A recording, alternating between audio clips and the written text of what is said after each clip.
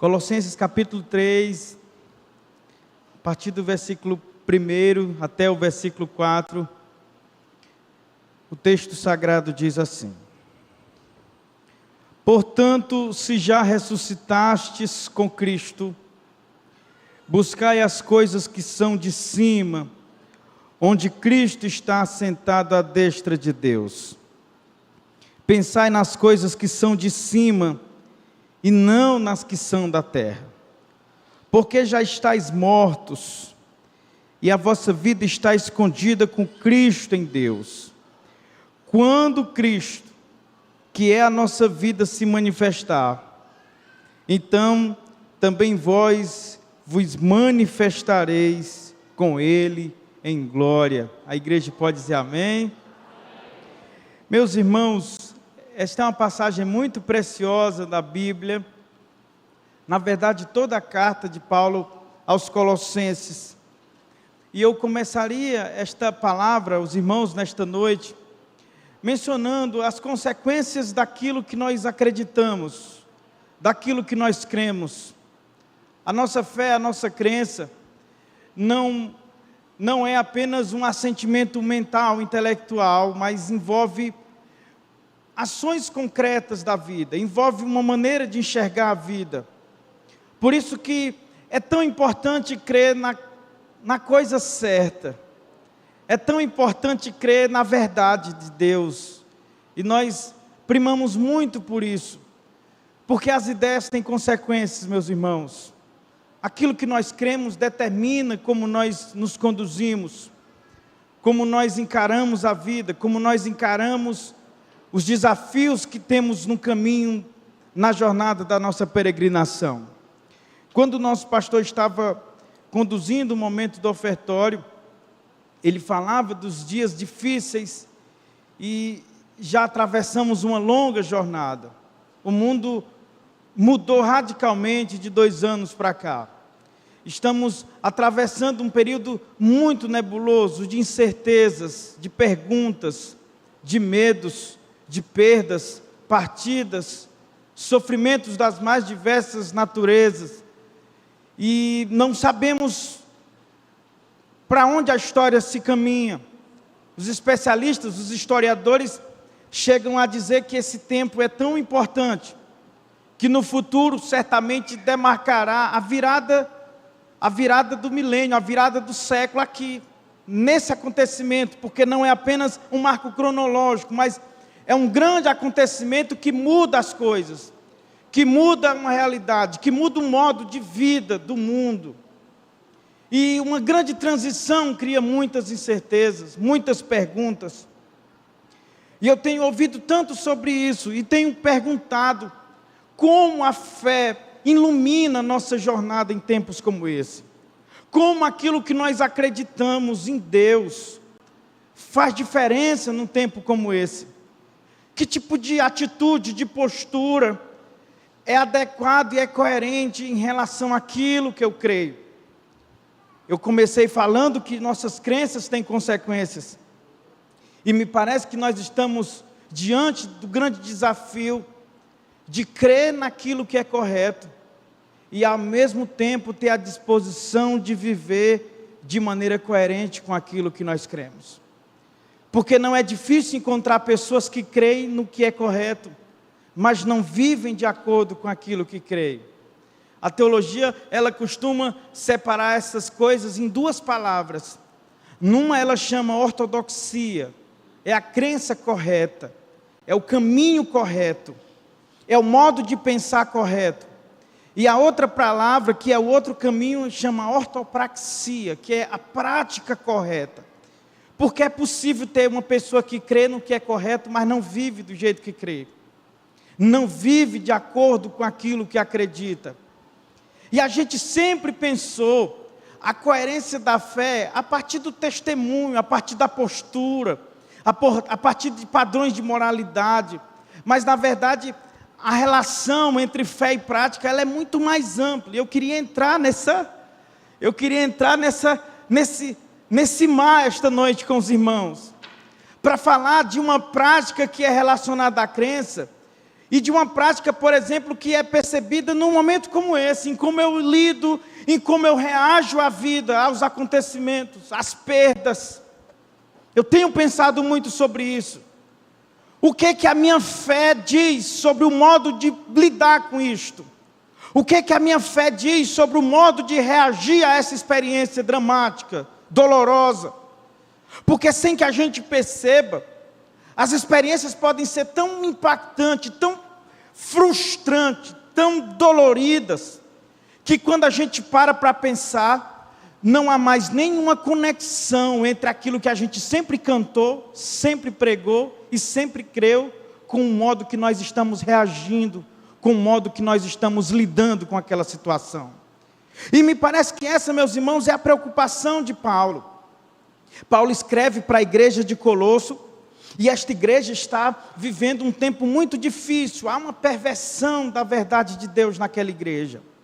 Eu não teria como entrar nas minúcias dessa igreja, mas é uma igreja maravilhosa, porque não é uma igreja que Paulo planta pessoalmente, mas ele destina uma carta a esta igreja.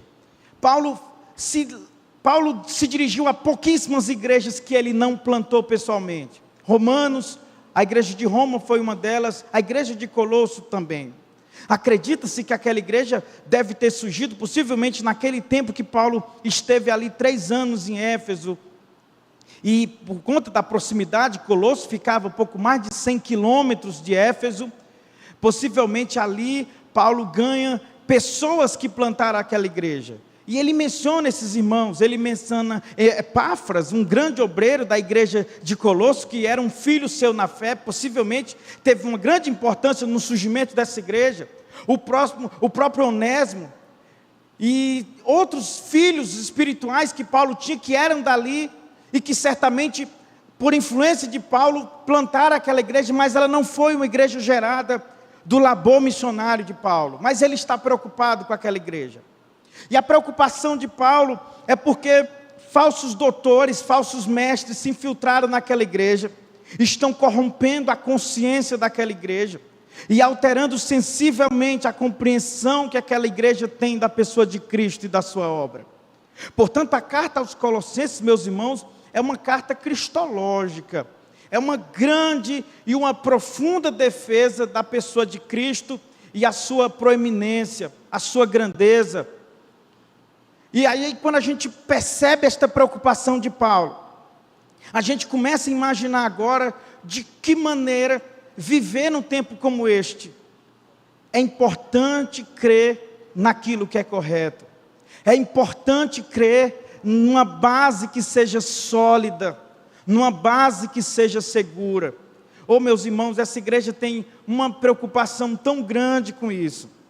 E aqui, especialmente essa preocupação da parte dos pastores e dos ministrantes dessa igreja. Vocês sempre terão pessoas que estarão totalmente comprometidas com a verdade de Deus, com a palavra de Deus, com aquilo que as Escrituras se coadunam perfeitamente, porque nós acreditamos que crer naquilo que é correto e viver de acordo com aquilo que crê é o ideal de Deus para todo ser humano. E é o ideal de Deus para a sua igreja. Crer no que é correto e viver de acordo com aquilo que se crê. É assim que Paulo está tentando tratar com a igreja de Colosso. E aí, nesse momento, a gente começa a ter um vislumbre do que é a fé cristã, do que é o cristianismo.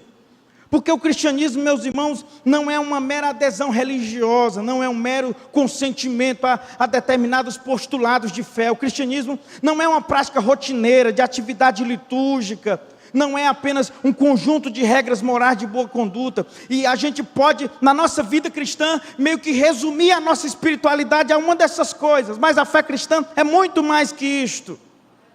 O evangelho aponta para uma pessoa, meus irmãos. O evangelho não é uma igreja, não é uma denominação.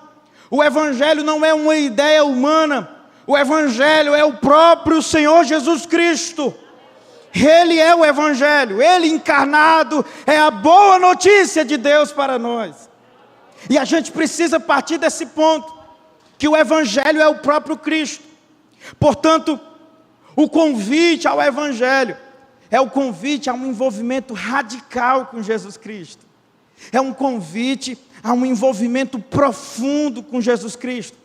De maneira que viver o Evangelho é assumir para nós a vida do próprio Cristo, é viver a vida do Cristo. É se envolver tão profundamente, tão radicalmente com Cristo, que a própria vida dele é conhecida e manifesta em nós. Aqui está a essência da carta de Paulo aos Colossenses. E a gente precisa saber que esse envolvimento com Cristo é basicamente participar da sua morte e da sua ressurreição. Paulo vai discorrer sobre isso. Viver e se envolver na vida de Cristo é tomar parte na sua morte e tomar parte na sua ressurreição. E aí a gente percebe que esse tomar parte, como eu estou falando aqui, meus irmãos, é uma reação, é um movimento secundário, porque um movimento primário é a própria encarnação do Cristo, a sua morte, a sua ressurreição. Portanto, a gente não tem a disposição primeira. A disposição primeira é de Deus. E eu acho tão maravilhoso quando Paulo ele vai usar esses argumentos, meus irmãos, não deixando dúvida na carta aos Colossenses, quando ele usa os que nós chamamos de verbos imperativos e indicativos. A carta aos Colossenses está cheia disso, de modos verbais imperativos e indicativos. Por exemplo, Paulo usa: busquem as coisas do alto, pensem nas coisas do alto, mortifiquem os vossos membros, despojai-vos, revesti-vos.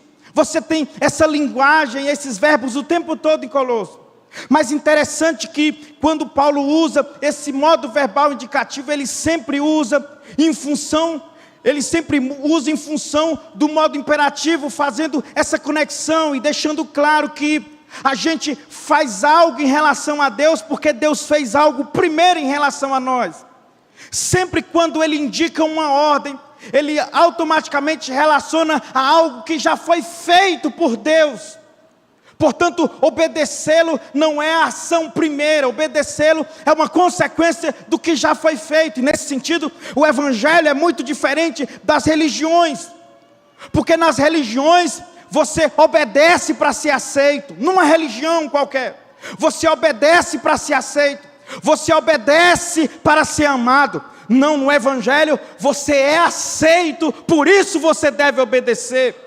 No Evangelho você é amado, por isso você deve amar, porque a ação primeira é sempre de Deus.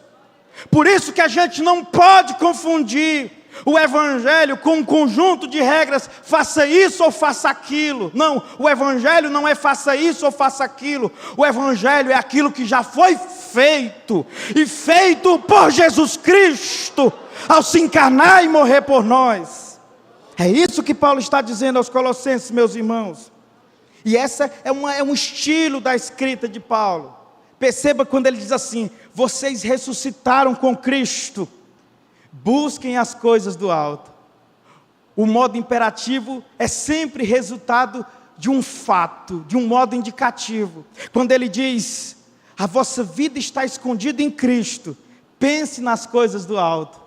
Ou seja, pensar nas coisas do alto é sempre resultado e consequência do fato de algo que Deus já fez anteriormente. Eu preciso deixar isso muito claro, meus irmãos, porque eu tenho a sensação de que a gente precisa pegar o Evangelho e compreendê-lo na essência, naquilo que é de mais simples.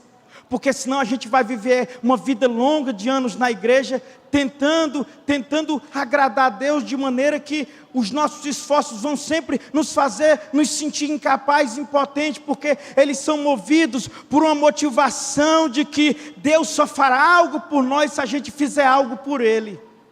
Aí sempre que a gente passa uma luta, a gente já se recolhe no canto da parede e fica se perguntando onde a gente errou, onde a gente falhou, aonde a gente pecou, o que a gente fez de errado, o que a gente deixou de fazer. E não tem nada disso. O Evangelho vem anular por completo a pretensão de que nós estamos no centro e que nossas ações é que dispõem o ato de Deus de nos salvar ou de fazer algum bem por nós. Não, Ele nos amou antes que a gente o amasse, Ele nos quis antes que a gente o quisesse, Ele nos aceitou antes que nós nos dirigíssemos em direção a Ele.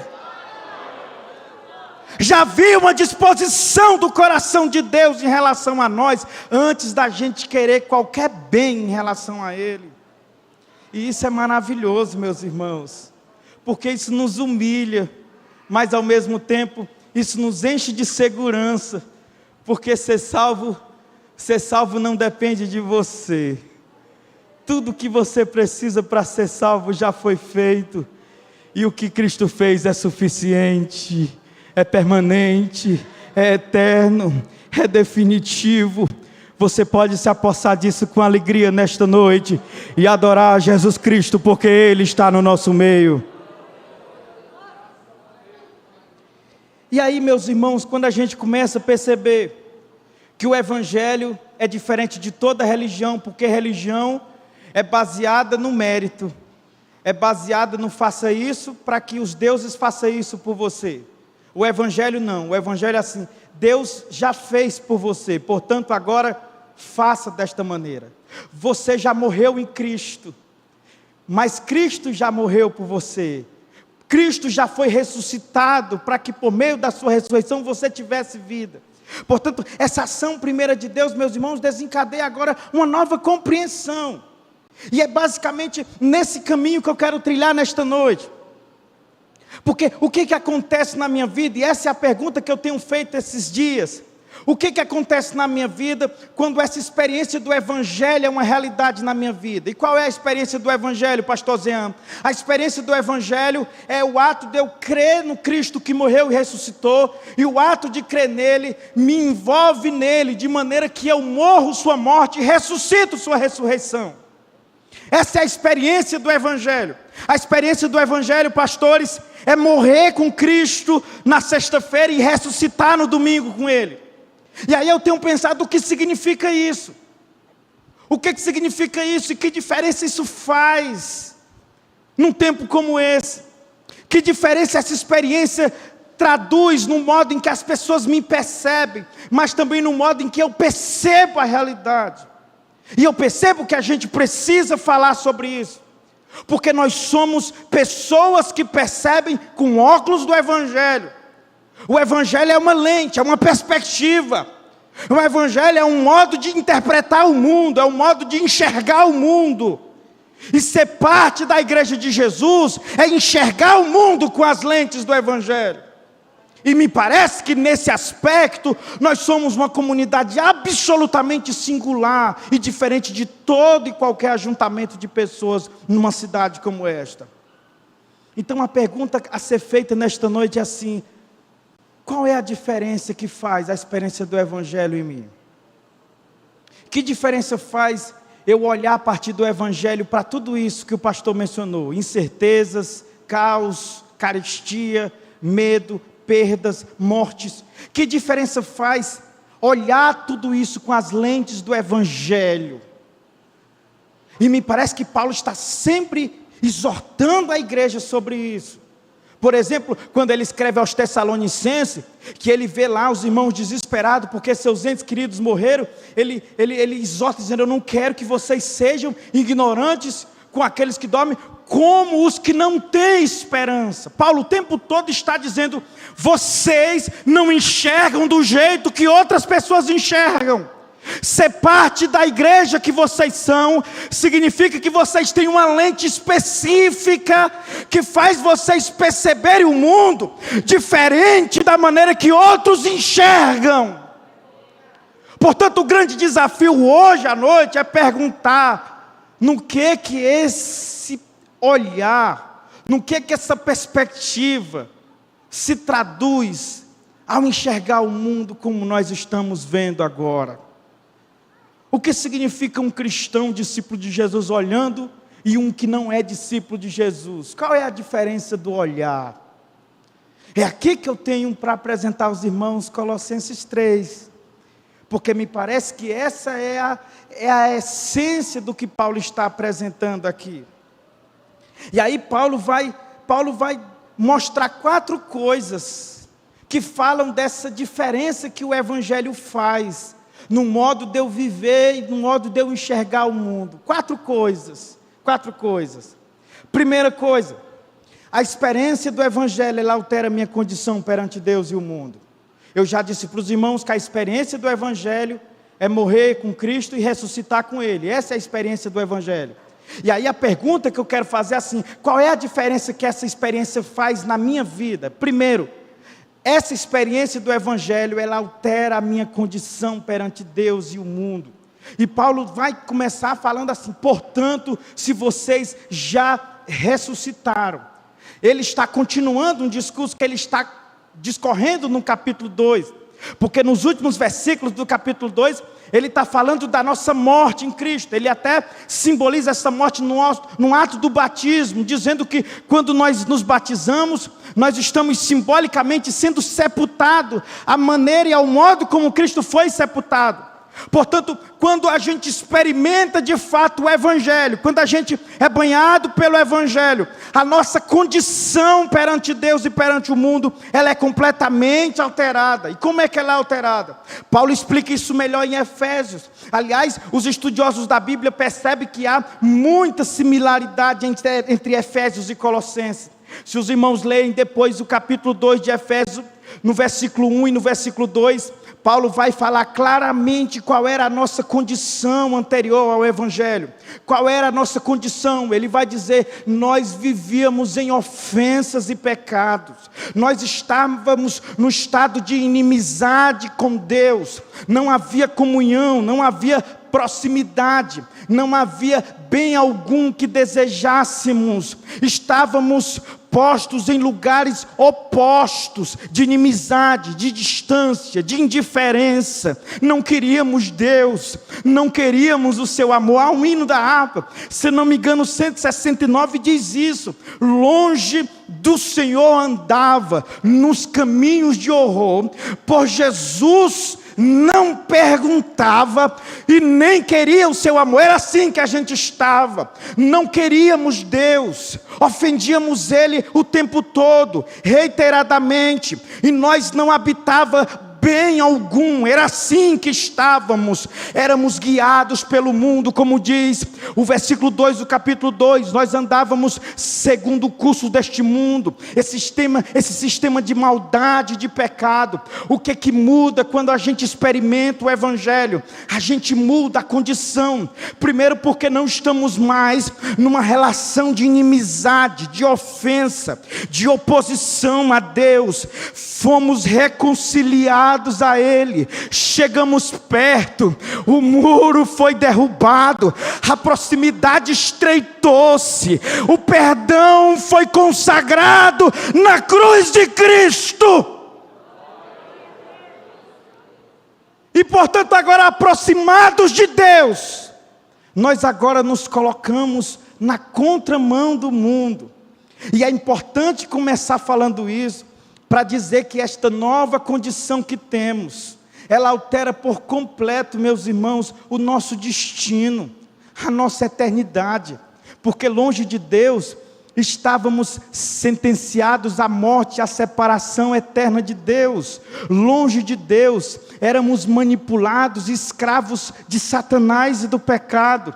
Longe de Deus, não tínhamos esperança, perspectiva, alegria verdadeira. Nossa alma não descansava. Mas agora, tendo o Evangelho, a nossa alma descansa na certeza de que nada nos separará do amor que está em Cristo Jesus, nosso Senhor. E ao passo que agora nos introduzimos no seu reino, no seu redil, o mundo não nos pertence mais, como também não pertencemos a Ele, de maneira que não vivemos mais segundo as inclinações do mundo, segundo o curso do mundo, segundo a dinâmica do mundo, segundo a perspectiva do mundo. Tem pessoas que relacionam isso apenas à questão da moralidade, mas é mais que isso. É mais que isso. Como é que o mundo lida com um tempo de desespero? Como é que o mundo lida com um tempo de morte, de dor, de angústia, de incerteza? Não ser como o mundo é não viver e agir como o mundo agiria. A gente reduziu essa relação com o mundo à a questões de estereótipos, a questões de conduta, tem a ver, tem relação, mas não é só isso, porque você pode se vestir como um crente, cantar como um crente, pregar como um crente, mas ser mundano na sua perspectiva, ser mundano nos seus valores, ser mundano na maneira em que você decide o que é importante para a sua família, ser mundano nos dias que você lida com as perdas, com as aflições, com as incertezas, porque se de um lado há um mundo que não tem esperança, você do lado de Deus tem 1000 razões para ter esperança. Levante a sua mão para adorar Jesus, porque esta esperança está garantida na ressurreição do Filho de Deus. Ou a gente tem esta esperança, ou a gente não crê no Evangelho, meus irmãos. Crer no Evangelho é ser banhado de uma conduta que não é semelhante ao modo como o mundo lida com tempos como esse. Eu acho tão maravilhoso quando Paulo diz assim: vocês já ressuscitaram com Cristo. Vocês são diferentes. Vocês já ressuscitaram com Cristo. A forma de vocês viver é outra. Vocês são outro tipo de gente. Isso não significa viver alienado, viver indiferente, se fechar no templo e ficar orando 24 horas, nada disso. Aliás, compreender isso de maneira devida é viver uma vida inserida no mundo mesmo, é trabalhar, é estudar, é fazer o melhor que a gente pode no mundo, mas é estando no mundo sem ser dele, sem fazer parte dele, sem se misturar com ele, sem enxergar conforme ele enxerga, sem discernir conforme ele discerne, sem interpretar conforme ele interpreta. Essa é a nova condição que temos em Deus. Mas Paulo fala de uma segunda coisa. A experiência do Evangelho não só altera minha condição perante Deus e o mundo, mas ela também recalibra meu coração para anseios e anelos que este mundo não pode satisfazer. É aqui que Paulo diz assim: se vocês já ressuscitaram com Cristo, buscai as coisas lá de cima, porque Cristo está lá em cima, à destra do Pai. E este verbo buscar de Paulo tem a ver aqui, meus irmãos, com anelos, com anseios, tem a ver com o que você está procurando na vida. O que você está buscando?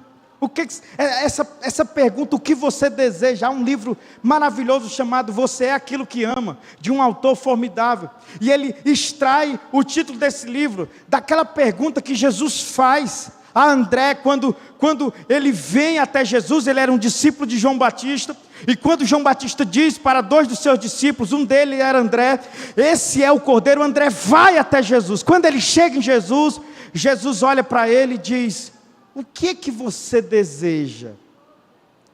E aí o Smith vai dizer: esta é a pergunta mais importante que um ser humano precisa responder diante de Jesus. Não é nem no que você crê, não é nem o que você pensa, é o que você deseja. Porque o coração, meus irmãos, foi cantado aqui hoje, do coração procede as saídas da vida. É no coração que estão os anelos, os anseios, as buscas, as expectativas, as perspectivas. E ser banhado pelo Evangelho é receber de Cristo, meus irmãos, uma recalibragem no coração, porque o coração ele é como uma bússola. O coração ele é atraído pelo objeto do seu amor. Aonde está o seu amor, o coração te leva para lá. O coração te atrai para o lugar que você ama, para a pessoa que você ama. O coração é tanto essa bússola, como também é uma força que atrai você ao objeto do seu amor, te leva para ele. É por isso que você pode cantar, crer, falar em Deus, mas no fundo, se o seu coração estiver enamorado, estiver tragado por outras coisas, você vai sempre priorizar isso. Porque o coração é como, Tomás de Aquino disse isso, é como uma força gravitacional, sempre te puxa para estar junto do objeto que você ama. Portanto, preste muita atenção no que você deseja, no que você mais busca, no que você mais anela, no que você mais anseia. É aqui, meus irmãos, que estão alojados os ídolos do homem. E não são mais aqueles santinhos de madeira e gesso que nossos pais tinham, não. Agora são ídolos modernos, meu irmão. É dinheiro, é poder, é namoro, é casamento, é sexualidade. É qualquer coisa que você olha e diz: eu não viveria sem isso. Eu não suportaria viver sem isso. Mas sabe o que o Evangelho faz quando a gente é banhado pelo Evangelho? Ele recalibra o nosso coração. É como se Jesus fosse lá no nosso GPS e dissesse: opa, destino errado, deixa eu colocar o endereço certo. O endereço é lá em cima, é onde Jesus está à destra do Pai. É para lá que estará os seus anelos, os seus anseios, os seus sonhos.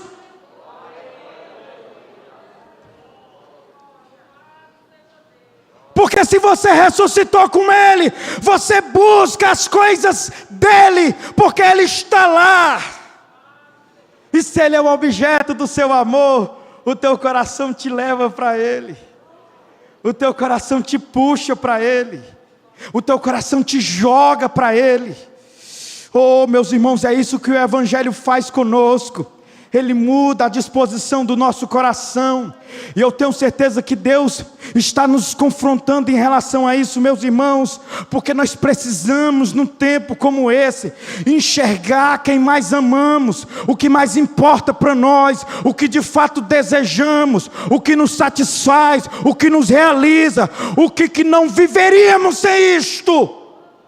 É preciso identificar quem é a resposta para esta pergunta. Eu não viveria sem.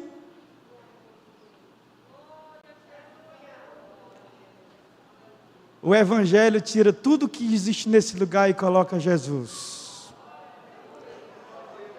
E Ele faz isso recalibrando o nosso coração, mudando a gente por dentro. É por isso que amar a Deus, meus irmãos, é uma ordem, é uma lei, é um desejo. Eu acho tão maravilhoso quando Jesus vai constituir o pastor da sua igreja, que vai sucedê-lo quando ele for assunto ao céu. Ele não vai perguntar no que você acredita, no que você crê. Ele vai dizer assim: você me ama? Esta é a pergunta que define a vida e o futuro daquele homem chamado Pedro. Você me ama? Você me ama? Porque aonde estiver o seu amor, ali estará os teus olhos, ali estará o teu coração. Aonde estiver o teu amor, ali estará uma força te atraindo para o lugar em que o objeto amado está. E o Evangelho, ele muda isto. Ele muda recalibrando a gente, para a gente buscar as coisas do alto, porque Cristo está lá no alto, à destra do Pai. Mas deixa eu continuar. A experiência do Evangelho também, além dessas duas coisas, ela constitui uma perspectiva pelo qual eu percebo e interpreto o mundo à volta. Eu já mencionei isso, e aqui é quando Paulo diz: pensem nas coisas de cima, porque vocês já estão mortos com Cristo. E a ideia de pensar aqui não é eu ficar lá em casa assim, pensando em cima, não trata disso. Pensar aqui não tem a ver com a elevação do pensamento que me aliena, que me tira do chão, que me suspende da realidade. Não tem nada a ver. Esse pensar aqui tem a ver com mentalidade, tem a ver com perspectiva, tem a ver como eu percebo o mundo, como eu interpreto o mundo. É isso que Paulo está dizendo. E o que ele está dizendo assim: vocês já ressuscitaram com Cristo, portanto tenham a mentalidade de Cristo em vocês. Percebam as coisas conforme o céu e não conforme aqui embaixo. Quem deve traduzir e filtrar a realidade para vocês não é aquele analista fatalista do YouTube que você assiste, não é aquele digital influencer que você segue dia e noite e compartilha cada mensagem que recebe dele. Quem determina como você enxerga a realidade não é jornalista A, B, presidente A, B, não, essas perspectivas são humanas, elas são daqui. As lentes que você recebe para enxergar o mundo, elas vêm do céu, elas vêm do lugar celestial, você já pertence. O Cristo que é seu Senhor, Ele habita lá. Aleluia. Oh, meus irmãos, eu sinto uma necessidade tão grande nesse tempo, da gente enxergar as coisas com as lentes de Deus, da gente interpretar as coisas com a perspectiva de Deus, para a gente não ser tragado e não ficar sendo pautado por um humanista, um ateu, um materialista, um falso, um corrupto. A gente fica sendo guiado pela mente de gente que é mundana, que não pensa de acordo com os códigos e os valores lá do lugar que nós pertencemos.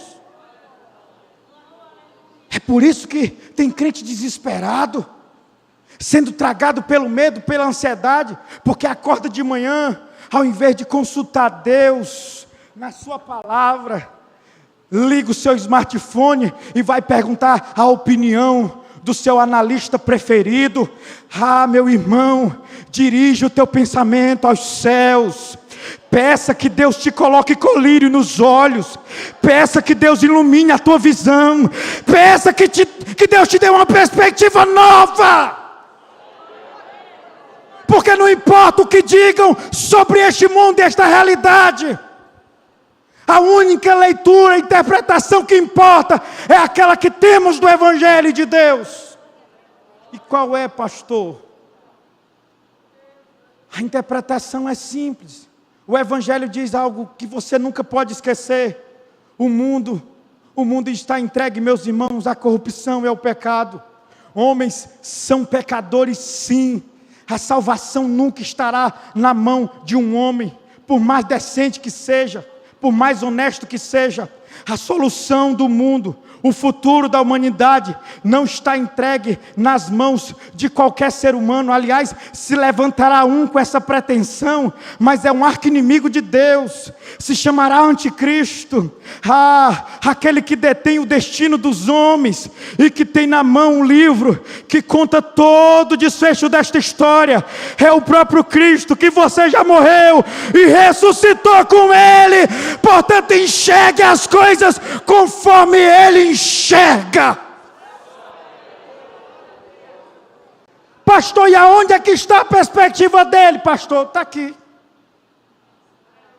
Está aqui, está na Bíblia. A gente precisa voltar a fazer o básico da fé, meus irmãos. Eu sinto que chegou um momento que a gente precisa, é como se a gente precisasse voltar ao jardim do Evangelho, voltar assim ao beabá do Evangelho, para a gente fazer esse passo a passo e colocar solo mais resistente sobre os nossos pés, para a gente parar de pensar e agir como pessoas mundanas. Vocês já ressuscitaram com Cristo, busquem as coisas de cima, pensem no alto, porque vocês já estão mortos para este mundo. Quantos recebem esta palavra esta noite? Aleluia. Enquanto os músicos se dirigem aqui, meus irmãos, estou chegando ao final desta palavra. Paulo nos apresenta uma quarta coisa, e ele vai dizer que a experiência do Evangelho, ela nos destina à participação na glória vindoura de Cristo. Eu acho tão maravilhoso, isso está no versículo 4, quando ele diz: quando Cristo, que é a nossa vida, se manifestar, então seremos manifestos com Ele em glória. Eu acho maravilhoso essa fala de Paulo, porque Paulo diz algumas coisas importantes aqui. Primeiro, essa palavra manifestar, o verbo faneros, um termo grego, que significa tornar visível, tornar evidente. E Paulo aqui está falando de algo que já é conhecido, mas está oculto. Eu acho tão maravilhoso, porque é como se Paulo estivesse dizendo: vocês vivendo a vida que vocês vivem, humanamente não são muito diferentes de qualquer pessoa. Um advogado cristão advoga segundo as leis do seu país. Um médico cristão cuida dos seus pacientes segundo os postulados da ciência médica. Vocês são pessoas que vivem no mundo, e olhando assim de longe a olho nu, é como se vocês estivessem ocultos em Deus. Mas haverá um dia que Cristo se manifestará. E quando Ele fizer isso, Ele também tirará um véu do mundo. E as pessoas descobrirão que aquele vizinho era um servo de Deus. As pessoas saberão que aquele chefe era um crente. As pessoas saberão que o zelador do prédio era um cristão.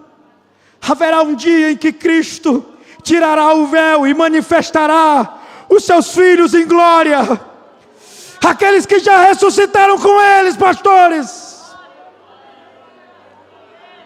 Alguém olhando você numa avenida, é um homem qualquer dirigindo o seu carro. Mas haverá um dia que o véu será tirado. O Filho de Deus manifestará a vocês. Vocês serão vistos em glória.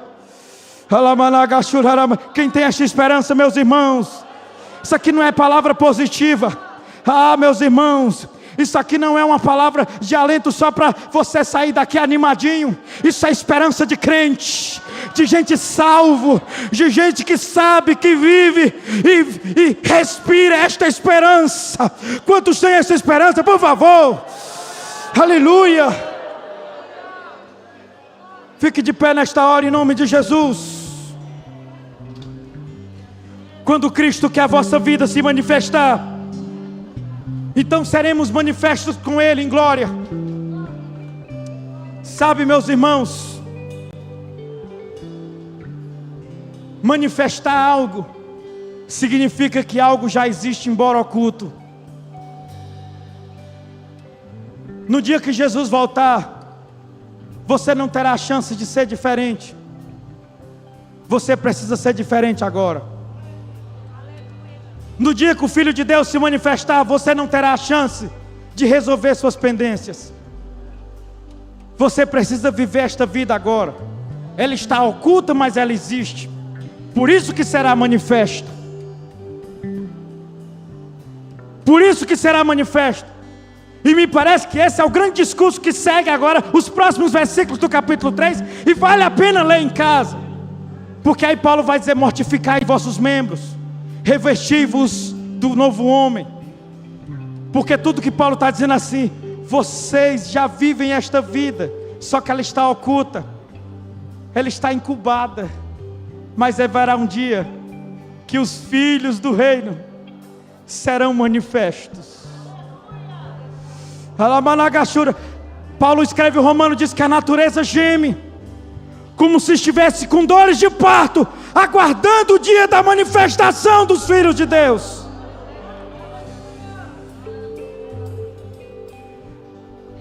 O Senhor está te chamando esta noite. Aonde tem uma pessoa aqui nesta noite que quer fazer uma aliança com Deus, entregar sua vida a Jesus? Aonde tem uma pessoa que quer reconciliação nesta noite? Eu estou te convidando para receber do Senhor essa lente, essa perspectiva, esse horizonte de esperança que o Evangelho aponta, que te engaja nesse grande projeto de restauração das coisas. Sim, porque nós não somos alienados, nós não estamos parados esperando Jesus voltar. Nós já trabalhamos em função daquilo que Deus fará, porque a igreja é uma comunidade do Rei. E Deus te chama esta noite. Aonde tem uma pessoa que diz: eu preciso, pastor, eu preciso dessa esperança.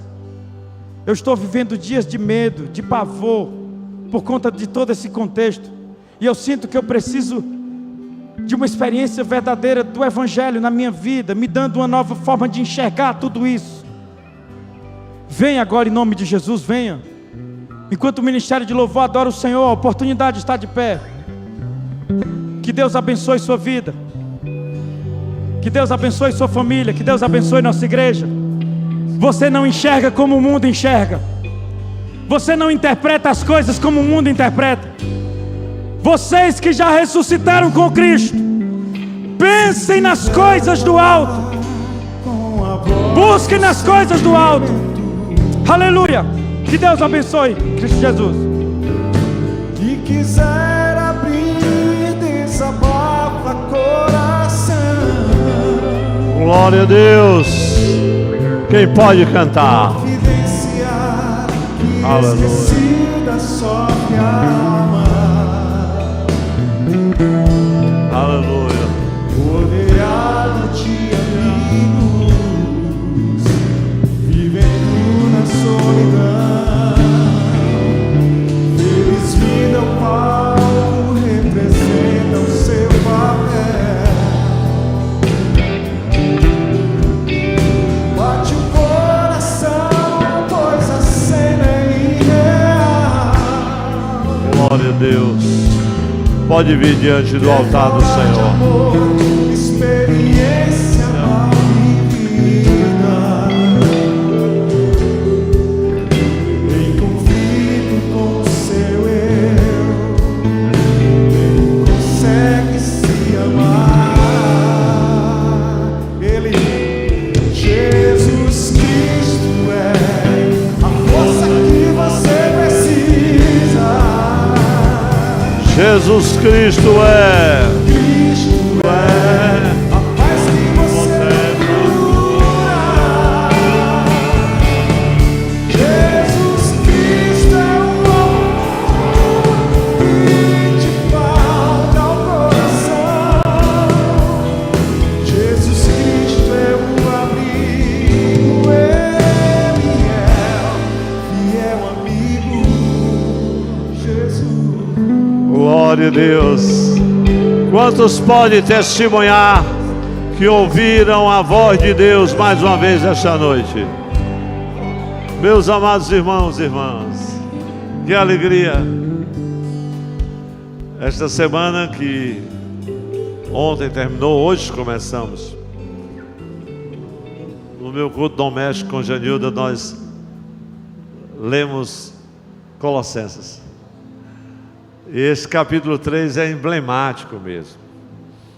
E ouvindo essa mensagem hoje, trouxe ao nosso coração não apenas uma percepção, mas uma certeza de que, se não entendermos, pastor Hermínio, a missão do Cristo, o que Ele realizou na nossa vida, fundamento da nossa fé e até mesmo da nossa esperança, estarão comprometidos.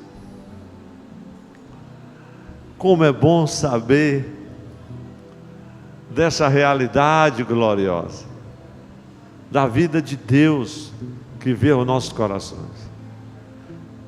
Morremos com Ele à semelhança da sua morte pelo batismo. Fomos sepultados com eles, também como o apóstolo Paulo fala em Romanos. Ressuscitamos com Ele para viver em novidade de vida. Glória a Deus. Como pensar nas coisas de cima? Viver estas coisas, se a vida do Senhor não se manifestar em nós e através de nós. Você que ouviu esta palavra, se há alguém aqui nesta noite que foi tocado o seu coração, e se eu quero ter essa experiência, quero efetivamente viver esta realidade, venha até aqui diante do altar do Senhor. Quero orar por você depois desta preciosíssima mensagem. Você está em casa, talvez esteja no seu coração vivendo um tempo de muito abatimento, de incerteza, insegurança.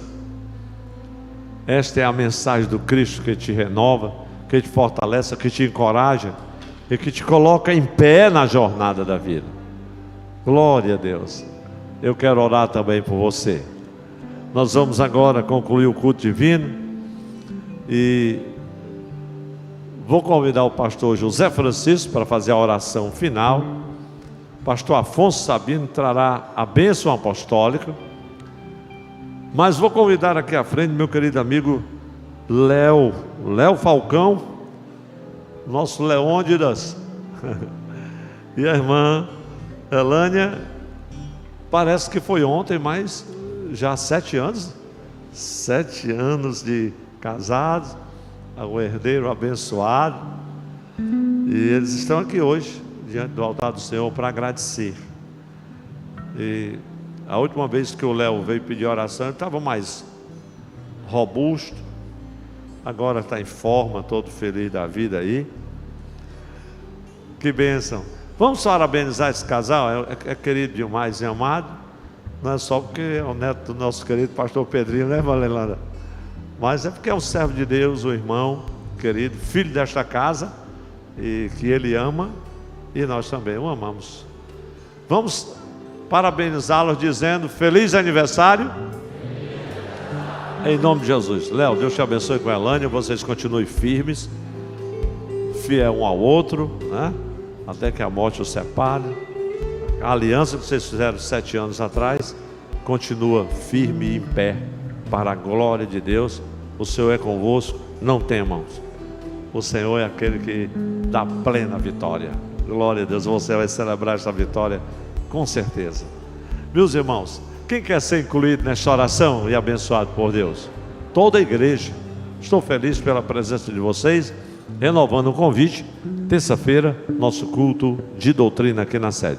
Pastor Zé Francisco agora fará a oração final e o pastor Afonso Sabino estará impetrando a bênção apostólica. Pastor Zé Francisco. Meus irmãos, com a paz do Senhor, nosso Deus e soberano Pai, Criador dos céus e da terra, em cuja presença estamos neste momento, nós te damos graças ao Senhor bendito por este momento tão especial em que, Senhor, estamos aqui na tua presença, te agradecendo, meu Senhor, a ti, por mais este culto em louvor a ti, Senhor, esse culto de gratidão, culto de bênção, que o Senhor receba este culto como um cheiro suave em suas narinas, Senhor. Agora, Jesus, abençoa cada um dos teus servos que se fez presente nessa noite, aquele que está ouvindo através da internet, Senhor. Jesus resolve causa, Jesus cura os enfermos, Jesus faz maravilha, Jesus abre portas de facilidades. Jesus é o Senhor abençoador. Abençoa o nosso pastor Antônio José, abençoa esta diretoria amada, abençoa, Senhor, todo o ministério da igreja. Agora, Senhor, te peço uma bênção do céu por este casal que está aqui, Senhor, diante da tua presença, o irmão Leônida e a sua esposa, Senhor. Jesus, São Senhor, ó Deus, ó Pai, anos de vida e vitória que o Senhor tem concedido em uma feliz união. Agora, Senhor, toma os teus filhos nas tuas mãos, Senhor, que eles sejam prósperos, que sejam abençoados por ti, no nome de Jesus Cristo. Agora, Senhor, nós vamos dirigindo para as nossas casas. Senhor, nos leve em paz, o livro do mal, do ímpio, do sanguinário. Dá uma semana de bênção, semana de paz, semana abençoada por ti. Nós te oramos no nome de Jesus Cristo. Amém. Glória a Jesus. Que a graça e a paz de nosso Senhor e Salvador Jesus Cristo, o amor de Deus nosso Pai, a comunhão e as consolações do Espírito Santo seja com todo o povo de Deus, desde agora e para sempre, e todos digam amém. A paz do Senhor para todos.